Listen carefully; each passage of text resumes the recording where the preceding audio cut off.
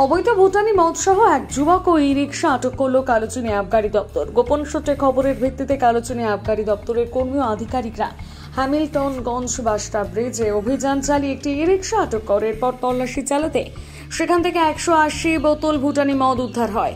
ঘটনায় গাড়ি চালককে গ্রেপ্তার করা হয়। আবগারি দপ্তর সূত্রে খবর, এই ভুটানি মদ কালোচিনি চা বাগানের আউট ডিভিশন বুকিন বাড়িতে নিয়ে আসা হচ্ছিল। সেখান থেকে বাকি এলাকায় মদের অবৈধ কারবার চলে।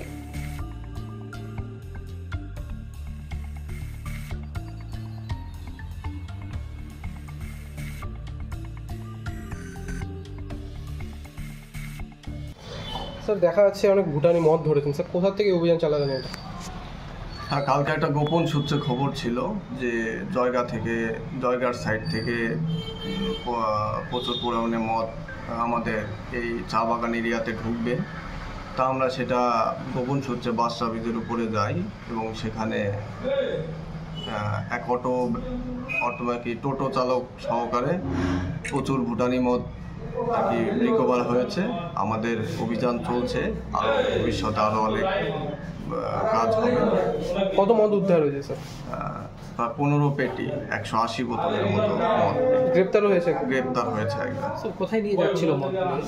বোকেনবাড়ি এলাকায়, চা বাগান।